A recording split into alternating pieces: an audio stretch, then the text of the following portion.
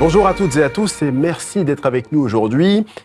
Aujourd'hui sur le plateau, nous allons parler principalement de 3 thèmes. Nous allons parler de sécurité, data et cloud avec nos 2 invités du jour. Nous sommes avec Yves Marante, responsable avant-vente régionale chez Pure Storage et avec Johan Castillo, manager avant-vente France chez Vim. Johan et Yves, bonjour à tous les deux. Bonjour Thomas. Et merci d'avoir accepté cette invitation. Alors, j'ai envie de commencer cette discussion par peut-être un peu de contexte. Bon, ça échappe à personne. Il y a une explosion du nombre de cybermenaces, d'attaques vis-à-vis des entreprises. On en parlait d'ailleurs au tout début de cette émission. Comment les entreprises aujourd'hui abordent-elles ce contexte actuel, notamment en matière de sécurité? Johan, puis Yves. Alors merci Thomas pour la question. Alors malheureusement, ma réponse risque d'être un peu anxiogène. À titre personnel et juste pour information, j'ai passé une partie du week-end qui précède justement avec des clients sur des attaques ransomware dans des grandes entreprises. Donc on y est, on n'a jamais été autant touché aujourd'hui, ces dernières semaines, ces derniers mois. Donc les entreprises, je pense qu'elles ont pris conscience ces derniers mois, j'ose dire ces dernières années, pour celles qui sont plus en avance, qu'en matière de sécurité, il fallait faire plus que ce qu'on avait prévu, en tout cas sur un plan à 3, 4 ou 5 ans. C'est qu'aujourd'hui, il y a eu... Les projections, pardon Johan, les projections des entreprises en termes de sécurité, elles étaient peut-être trop timides jusqu'à maintenant. Elles ne pensaient pas qu'elles seraient attaquées avec autant de violence. Oui, en fait, déjà dans l'IT, c'est compliqué de se projeter. Déjà dans l'IT, à horizon plus de 3 ans, à part parler de vision, ça reste un peu compliqué. Ensuite, effectivement, la sécurité, en fait, on a toujours été assez prudent, surtout en France. Maintenant, ces dernières années, surtout, on va dire, la dernière année qui a passé, en termes d'attaques ransomware, d'actes malveillants, parce qu'il n'y a pas que les ransomware, hein, il y a un nombre d'actes malveillants assez nombreux. Ils ont été intensifiés presque de façon exponentielle. Ça, c'est terrible, hein, aujourd'hui, on voit que, d'ailleurs, si vous suivez les médias, hein, c'est pas un secret, il y en a qui communiquent. Il n'y en a pas beaucoup qui communiquent, hein, donc ce que vous voyez dans les médias, c'est vraiment la partie, visible de l'iceberg. Et nous, au quotidien, on est avec les clients, nos prospects ou même des fois des entreprises qui demandent de l'aide. On essaie d'en proposer. Donc oui, aujourd'hui, il y a une vraie prise de conscience, des entreprises. Elles le savent. Il y en a qui sont malheureusement encore trop en retard par rapport à ce qu'on devrait délivrer en termes de sécurité. Et c'est là où on a un vrai problème. À titre d'anecdote, c'est pas une belle anecdote malheureusement, mais ça peut servir d'exemple. C'est que ces dernières semaines, on a eu 2 attaques sur des entreprises, notamment une publique et une privée. Et les entreprises étaient en pleine réflexion de restructuration de leurs infrastructures, notamment protection de la donnée. Et ils disent: «Il faut qu'on le fasse parce qu'on est un peu, on n'est pas sécure, enfin, faut qu'on le fasse, faut qu'on y aille». Il y avait déjà une perception du Ouais, risque. donc la perception était bonne. Par contre, ça a été pris trop tard. Parce que qu'est-ce qui s'est passé? Dans le laps de temps, et c'est une vraie anecdote, hein, pour le coup, c'est pas une blague, un exemple. Ils ont été attaqués, là, ces dernières semaines, en plein dans les discussions avec les différents acteurs, comme nous, comme d'autres, et cetera, pour restructurer l'infrastructure. Ils ont été attaqués, malheureusement, ça n'a pas tenu, et aujourd'hui, ils sont relativement bien embêtés. Donc les entreprises aujourd'hui ont pris conscience de la chose. Malheureusement, ça va à la vitesse, des process d'entreprise en termes financiers, en termes techniques, en termes humains, pour aller au plus vite et au plus efficace en termes de sécurité. Et là, c'est vraiment le moment où il faut y aller, parce que là, on peut plus se permettre de dire: «Je vais encore attendre pour voir». C'est maintenant, ouais. Juste un élément sur lequel vous êtes exprimé un peu plus tôt, par rapport à la honte que ressentent les entreprises, c'est encore honteux aujourd'hui de se faire attaquer. Est-ce que pour les gens auxquels vous parlez aujourd'hui, il y a quand même ce sentiment de «Ah, j'ai quand même été victime d'une attaque», c'est Ouais. presque une maladie «honteuse» entre guillemets? Alors honteux, je sais pas, le mot est un peu fort peut-être, mais en tout cas, tout le monde le comprend. Disons que déjà, c'est un sujet qui est un peu tabou, alors déjà d'un point de vue sécurité, parce que savoir que vous avez été attaqué, ça veut dire que potentiellement vous avez des failles, et donc d'autres vont... Parce qu'il ne faut pas se leurrer, c'est qu'aujourd'hui, les attaquants, que ce soit des fois des attaquants internes, hein, en termes de malveillants... Oui, parce que l'attaque ne vient pas que de l'extérieur. Exactement. Ou externes, les gens surveillent, on est surveillé en permanence. Donc si vous criez dans les médias, on a été attaqué, etc., c'est qui tout double. Soit vous réagissez très vite, vous remontez vos barrières et tout va bien, ou soit vous mettez du temps et il y en a certains qui vont en profiter pour revenir à la charge, et là ça peut être terrible. Donc c'est pas tellement honteux, c'est juste que disons que les gens préfèrent garder ça un petit peu secret, si j'ose dire, pour le temps de se relever, etc. Pourquoi pas faire une com après? et puis voir comment ça se passe. Après, il y en a certains qui jouent de ça, des médias. C'est-à-dire qu'il y en a certains qui vont communiquer à outrance pour montrer qu'ils sont là, montrer qu'ils gèrent, montrer qu'il y a un vrai process, etc. Dans le cas notamment de demande de rançon. Quand il y a une demande de rançon, il faut montrer, parce que les hackers ne sont pas au fin fond de leur pays. J'allais citer certains pays, mais on va éviter de faire trop de politique. Mais ils ne sont pas au fin fond de leur pays, ils n'ont pas appuyé sur un bouton et ils sont partis. Ils surveillent en permanence, surtout dans le cas d'une demande de rançon. Bon, ce qui se passe, c'est que des fois, certaines entreprises françaises, c'est ce qui a été fait, elles communiquent à outrance. Et elles montrent qu'elles sont là, elles montrent qu'elles gèrent et qu'elles ne payeront pas la rançon. Et d'ailleurs, c'est ce qu'il faut faire, ne pas payer la rançon surtout. C'est ce que l'ANSSI préconise et ce que tout le monde préconise aujourd'hui, d'ailleurs. Voilà. Yves, votre avis sur la question et sur le contexte actuel? Voilà, je rejoins beaucoup de propos là, de Johan. Hein. C'est vrai que les entreprises, côté sécurité, c'est plutôt, c'est l'accès. Si je sécurise l'accès, je suis déjà bien protégé. Donc là, il y a une vraie prise de conscience que ça va au château fort, au bastion, là où sont les données d'entreprise. C'est ça qui est important. Donc la partie plateforme de données et les plateformes de sauvegarde et de restauration associées sont vraiment de plus en plus attaquées. Et attaquées aussi, on parlait de l'interne, donc il y a une recrudescence forte de ces types d'attaques. Et voilà, il y a un décalage aussi. Comment faut investir? Quel est le coût de la sécurité? On est sur des environnements souvent d'infrastructures. Et on nous rétorque, oui, la sécurité, c'est pas forcément moi. Et si, ils sont complètement partie prenante. Donc là, l'écosystème de décision de ces entreprises commence à réagir. Hein. Il y a une latence qui s'est créée par rapport aux répétitions quotidiennes. Hein. Et le fait d'avouer ou pas par rapport à ça, c'est aussi le côté préparation. Si les entreprises sont mal préparées, elles ont du mal à réagir. On est dans la stupeur, hein, c'est humain. Et les entreprises comme l'annonce sont là aussi pour amener de la prévention. On a des solutions justement pour se protéger, pas de l'attaque, mais surtout se protéger de pouvoir repartir rapidement pour son business. Donc ça, c'est le point crucial qui n'était pas vraiment vu avant. On fait des sauvegardes, mais l'enjeu aujourd'hui, c'est la restauration de plus en plus rapide et sélective des applications critiques des entreprises. Donc, il y a tout un tas de nouveaux processus de réflexion où on engage, que ce soit le secteur public ou le secteur privé, et personne n'est à l'abri, comme Johan le disait. Est-ce que...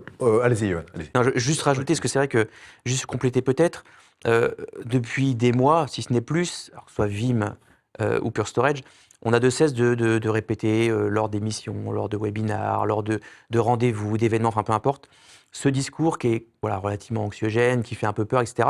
Mais qui est réaliste. Mais qui est réaliste et qui est important.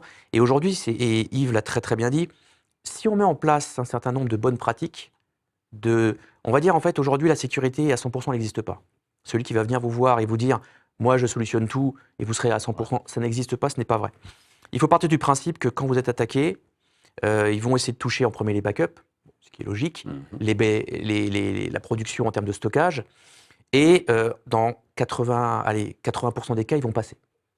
Et quand ils vont passer, ils ont de très grandes chances de réussir à casser des choses. Donc il va falloir monter un nombre de murs de plus en plus épais et de plus en plus de murs pour se dire qu'il va réussir à en casser 2, 3, 4 et qu'il reste encore 2 ou 3 derrière. Et c'est ces bonnes pratiques qu'il faut absolument respecter, que ce soit du côté protection de la donnée, management de la donnée, et la partie de données de la production, aux disponibilités, etc. Il faut mettre un nombre de murs et de bonnes pratiques, un maximum, et les respecter en amont, comme disait Yves, pour se prémunir en cas d'attaque. Voilà, tout simplement. Yves, qu'est-ce qui a changé chez vos clients? Vous parliez justement tout à l'heure du fait qu'aujourd'hui, certains de vos clients comprenaient que la question de la sécurité de la donnée, notamment sur le cloud, on en parlera juste après, bien, ça dépendait d'eux aussi. Ce n'était pas uniquement la responsabilité, on en a déjà parlé, Johan, dans d'autres émissions, ce n'était pas uniquement la responsabilité du fournisseur de cloud.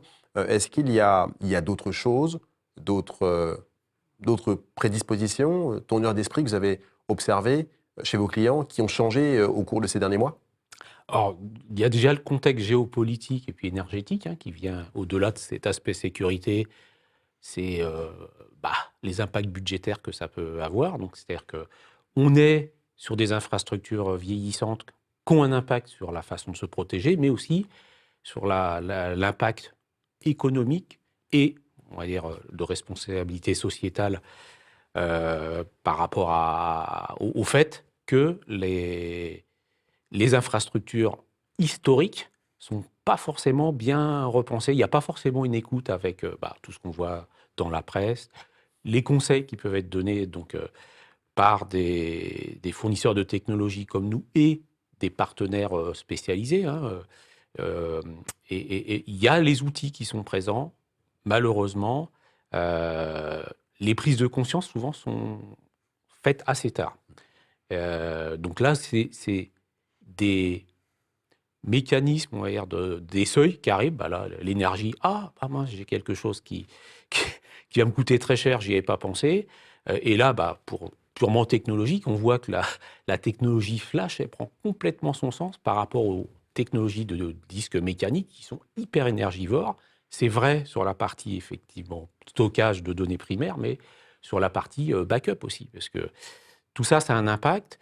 Et le fait de renouveler des plateformes tous les 5 ans, sur le côté RSE, aujourd'hui, il y a cette prise de conscience. On voit que dans les priorités des DSI, la partie RSE est importante, la partie énergie et sécurité sont les 3 pôles qui reviennent aujourd'hui fort dans les discussions.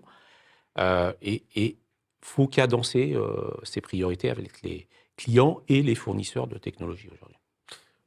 Je voudrais justement qu'on parle d'une autre priorité, Johan, qui est celle du cloud. Quelle place le cloud occupe-t-il aujourd'hui dans le discours de vos clients?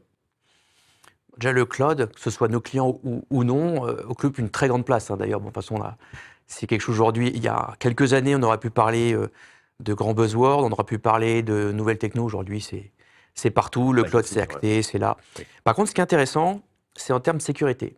C'est un peu le fil rouge d'aujourd'hui, de nos discussions. Le cloud, aujourd'hui, nous, on le voit dans tous nos projets, c'est acté. Et malgré le climat ambiant de sécurité, il continue à être consommé de façon, on va dire, presque en commodité. À chaque projet, les clients se posent la question, est-ce que je vais dans le cloud? Est-ce que je continue dans le cloud? Est-ce que je fais de l'hybride? Peu importe, mais en tout cas, le cloud est dans la discussion.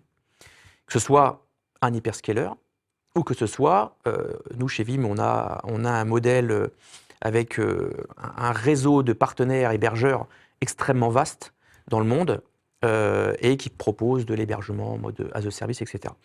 Donc oui, dans toutes les discussions aujourd'hui, nos clients nous disent comment je peux gérer ma donnée dans le cloud, comment je peux l'envoyer, comment je peux la rapatrier, comment est-ce que je peux gérer finalement une approche, alors on parle de multi-cloud, moi j'aime bien multiplateforme plutôt, parce qu'on va parler du on-premise, on va parler d'un hyperscaler, pourquoi pas un autre, et puis un hébergeur au milieu, qui va se positionner en tant que chef d'orchestre. Donc tout ça, c'est des choses qui sont importantes, on a les discussions.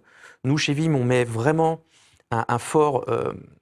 on appuie fortement, il y a un gros focus sur cela depuis des années, c'est pas tout nouveau, parce qu'aujourd'hui, il y a un vrai besoin de dire je veux que mes données soient dans différents endroits, qu'elles soient protégées, qu'elles soient gérées, que ma production qui se trouve chez tel hyperscaler, je veux pouvoir la sauvegarder chez tel autre hyperscaler, et je veux pouvoir aussi la restaurer dans mes data centers on-premise. Donc tout ça, c'est un peu un jeu de chaises musicales, si j'ose dire, mais qui est importante. Et par-dessus, il faut mettre on top, bien sûr, la sécurité qui est hyper importante. Donc bien sûr que le cloud, c'est aujourd'hui la commodité, c'est dans toutes les discussions, et qui plus est, en termes de sécurité, on est en termes de bonnes pratiques, de mettre ça on top, pareil, de toutes les priorités, bien entendu. Comment votre relation avec tous ces fournisseurs cloud a-t-elle évolué au cours de ces dernières années, sachant que, vous venez de le dire, il y a un recours de plus en plus présent, de plus en plus régulier au cloud, les données en dépendent, elles sont gérées, le cycle de vie des données est géré directement sur le cloud. Comment est-ce que justement vous avez renforcé vos relations avec ces acteurs-là pour être en mesure de fournir tous ces services que demandent vos clients? En fait, ce qui se passe, c'est que nous, chez Veeam, donc on est apparu avec la Vertu, etc. Je ne vais pas refaire l'histoire, mais depuis ce jour-là, on a eu de cesse d'évoluer, en fait, d'essayer de suivre le marché, pour ne pas être considéré comme ce qu'on appelle les legacy, un petit peu les vieilles solutions qui traînent, qui fonctionnent bien, mais qui ont du mal à s'adapter. On a essayé, et on arrive plutôt bien, vu notre positionnement aujourd'hui, à suivre le marché et surtout les besoins des clients, les nouvelles technologies, etc. Et notamment le cloud en fait partie. Et donc on a suivi cette évolution avec les hyperscalers, notamment. Alors on peut les citer parce que nous, chez Vim, on a des solutions dédiées qui sont AWS, Google Cloud et Azure, notamment. Et puis, bien sûr, avec aussi énormément d'accompagnement pour nos service providers, où il y a un vrai programme chez nous qui existe. Et d'ailleurs, on a des très belles nouveautés. Je peux malheureusement pas en parler. Pas encore. Sinon, je vais me faire taper sur les doigts. Pas encore, mais en tout cas, on a des très belles choses qui arrivent pour cet environnement cloud, cet environnement provider, et qui va marquer encore une fois de plus notre avancée dans l'accompagnement autour du multi-cloud, multi-plateforme, etc. Donc ça, c'est extrêmement important. Et il y a le monde du SaaS aussi. Le monde du SaaS, on en parle de plus en plus. Alors je vais citer O365 par exemple, qui est là. Maintenant, c'est acté, mais c'est quand même un monde SaaS. Salesforce. Alors j'en parle, c'est ciblé, c'est bien entendu. Nous, chez Vim, aujourd'hui, on a annoncé il y a très peu de temps la prise en compte des environnements Salesforce. Donc c'est en fait une preuve, au-delà de la technologie, c'est une preuve de plus qu'on essaye de suivre en fait le marché, les évolutions, et de se dire aujourd'hui, il y a un vrai besoin, mais en termes de sécurité et de protection de la donnée et d'utilisation autour de ces environnements-là. Voilà. Donc voilà notre relation au cloud, notre relation avec nos clients sur cette notion de cloud, de multi-cloud. C'est qu'on essaye de les accompagner et de s'adapter au fur et à mesure. On ne va pas en parler, parce que d'ailleurs je sais qu'on avait fait une émission là-dessus autour de Kubernetes. Exactement. Mais c'est aussi un environnement cloud, multi-cloud, qui est plus que d'actualité. Et en termes de sécurité également, d'ailleurs. On pourrait y passer beaucoup de temps. On pourrait effectivement y passer un petit... C'était déjà fait d'ailleurs. Exactement. D'ailleurs, tous ceux qui nous suivent, je vous invite à regarder l'excellentissime masterclass il y a quelques mois où Johan et d'autres de vos collègues prenaient la parole et expliquaient, au-delà des partenariats qui existent, les avantages et les bonnes pratiques pour mieux se protéger. Vous parliez de 365 par exemple. Eh bien, justement, l'approche que vous préconisez de sécurité a fait l'objet d'une émission. Donc, je vous en prie, n'hésitez pas. C'est pas si ancien que ça. Il y a quelques mois. Voilà, c'est à peine quelques mois et les bonnes pratiques sont toujours très actuelles. D'ailleurs, juste pour terminer, Yves en a parlé un petit peu. Aujourd'hui, le cloud, tout n'est pas géré par les fournisseurs de cloud. C'est à nous, alors quand je dis à nous, c'est-à-dire aux clients, aux entreprises, aux éditeurs, etc., de faire attention aux contrats, de faire attention à ce qui se passe quand on met des données dans le cloud, parce qu'aujourd'hui, les données ne sont pas gérées, en général, par le fournisseur de cloud. Voilà. Lui, il assure l'infrastructure sous-jacente. Après, ce qui est au-dessus, c'est plus compliqué. Voilà, ça c'est important, on le répète, mais c'est toujours important de le savoir. Voilà, la responsabilité de la donnée incombe toujours à l'entreprise, ce qu'on disait tout à l'heure, et c'est toujours intéressant de le redire. Yves, une question sur la sobriété numérique. Est-ce qu'aujourd'hui, vos clients viennent vous voir en vous disant, voilà, j'ai tel serveur, ma baie consomme trop, j'ai un objectif RSE, accord de Paris, COP, et ainsi de suite. Est-ce que tout cela, ça vient aujourd'hui dans les sujets que vous abordez avec vos clients? Ah bah ça devient effectivement essentiel. Tous les appels d'offres aujourd'hui, on les voit arriver avec ce point très, très, très fort. Parce que bon, bah, comme beaucoup de choses, si vous ne faites rien, il y a une pénalité aussi qui vous est incombée à l'entreprise. Donc tout ce qui est réduction de l'empreinte carbone fait complètement partie des challenges de ces entreprises. Donc on est maintenant systématiquement tout nouveau client ou client existant qui a ce challenge. On a des réponses liées à ça. Pure s'est engagé à être zéro carbone avant 2040 complet, donc de la partie plateforme, nos ressources internes, la façon dont on développe, le côté environnemental et sociétal.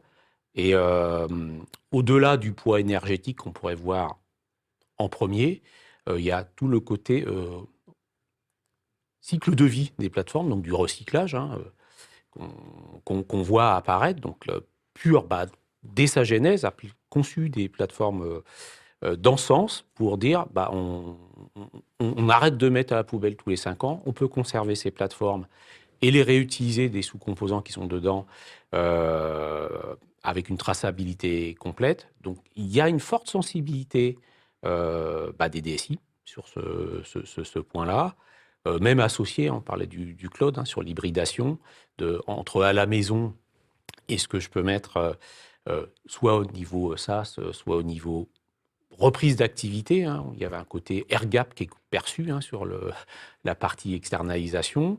Donc, il y a une boucle dans toutes ces réflexions. Et le RSE est une des priorités numéro 1 des nouvelles DSI dans, on va dire, leur cahier de 2023 qui arrive. Hein. On voit là, c'était plutôt dans les entreprises privées et sur la partie entreprise publique, avec la COP, etc. La France est très attachée à ça et on le ressent dans les demandes aujourd'hui. J'aimerais qu'on parle également de la donnée. On en a parlé à plusieurs reprises, mais je voudrais qu'on parle de l'immuabilité de la donnée, sujet qu'on a déjà évoqué, hein, Johan, à plusieurs reprises lors d'autres émissions.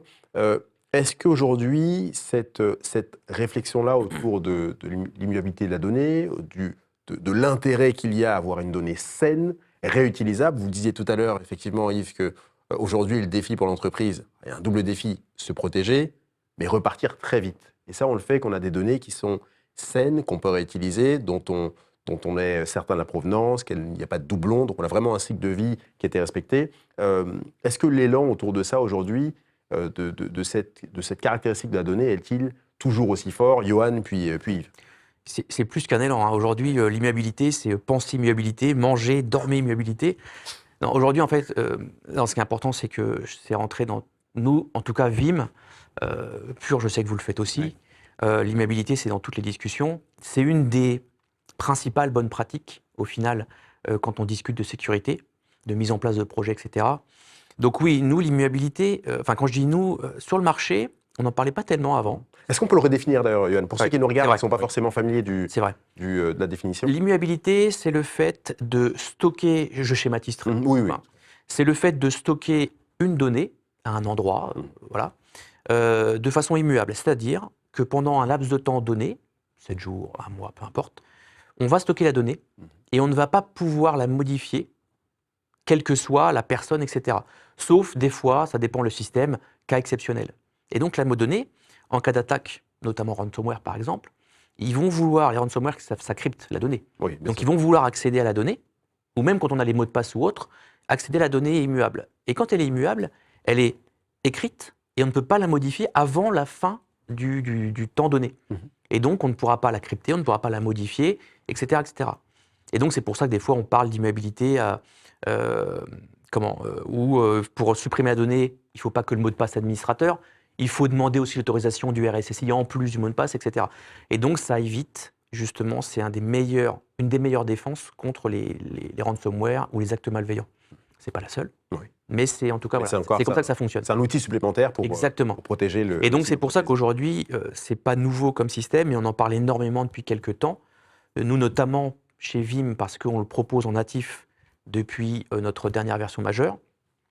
Mais avant ça, il fallait en parler. Et là, aujourd'hui, ça s'est vraiment intensifié parce que, une fois de plus, moi, à titre personnel, dans toutes mes discussions, l'immuabilité, le air gap font partie des 2 bonnes pratiques sur lesquelles j'insiste le plus, même lourdement d'ailleurs.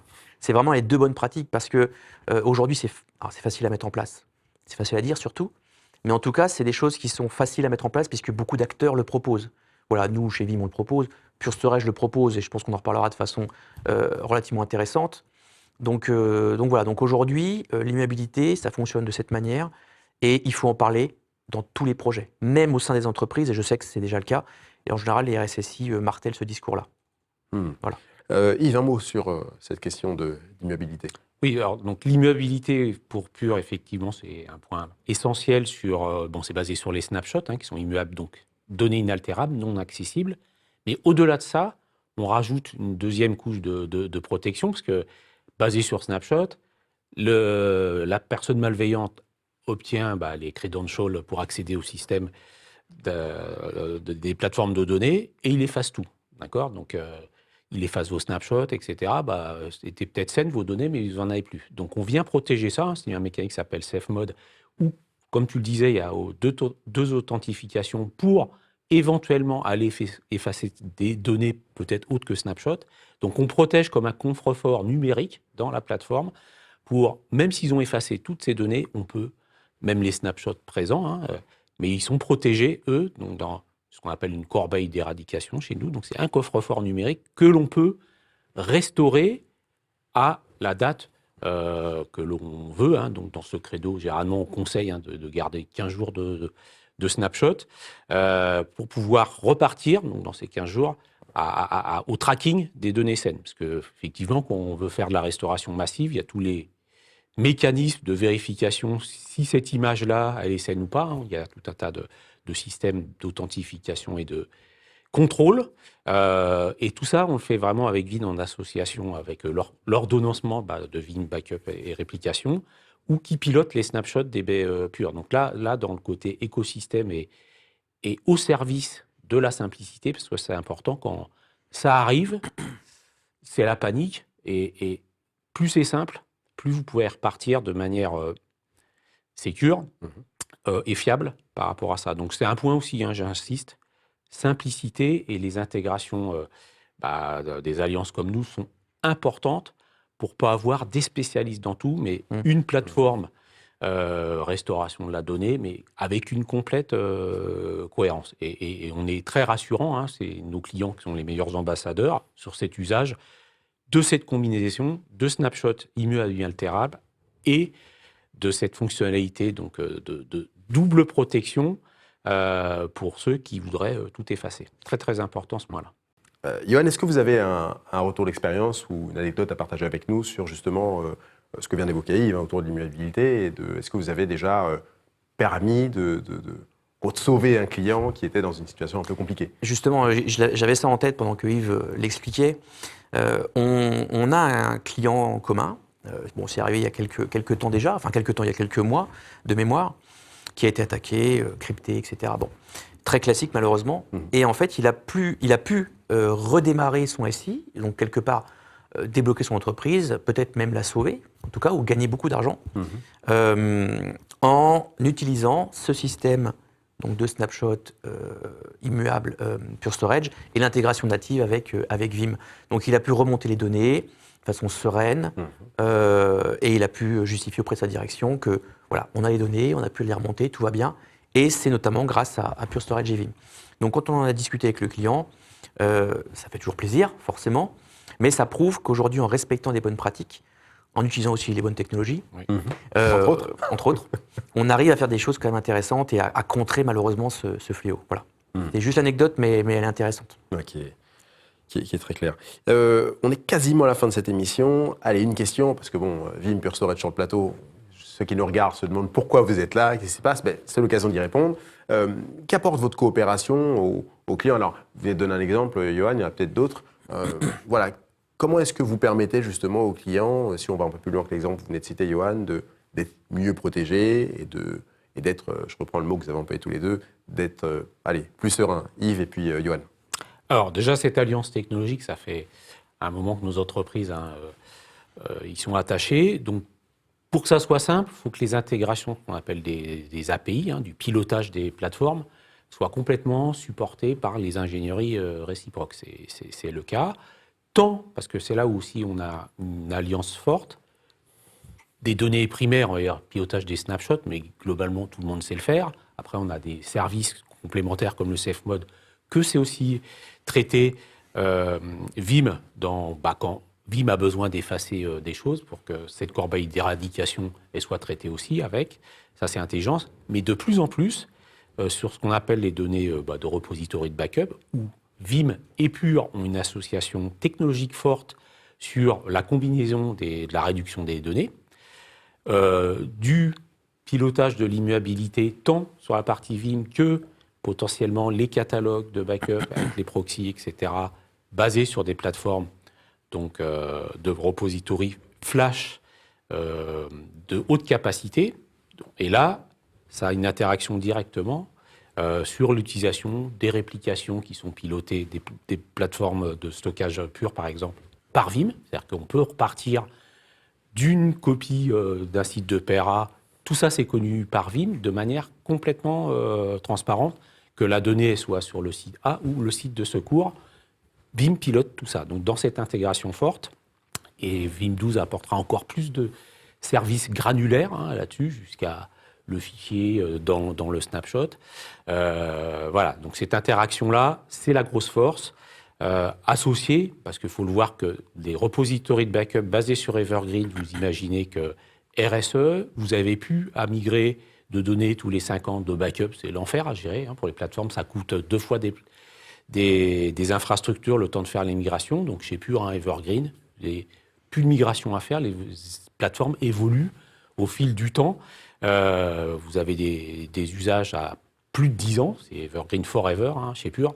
C'est ce qui fait l'ADN Pure associé à Vim et qu'on trouve de plus en plus sur les environnements de backup où personne ne voyait le flash sur le backup. Mais le flash capacitif, ça répond à l'empreinte énergétique par rapport à toutes les appliances de backup traditionnelles qui coûtent énergétiquement très fort et surtout qui sont plutôt orientées développer backup, moins restauration. Et le fast restore et l'association avec Vim, quel que soit envers le profil de données, donc un repository bloc, NFS, file ou S3, on a une réponse conjointe à permettre aux clients d'avoir un service facile de sauvegarde, de restauration, avec un minimum d'exploitants pour l'entreprise.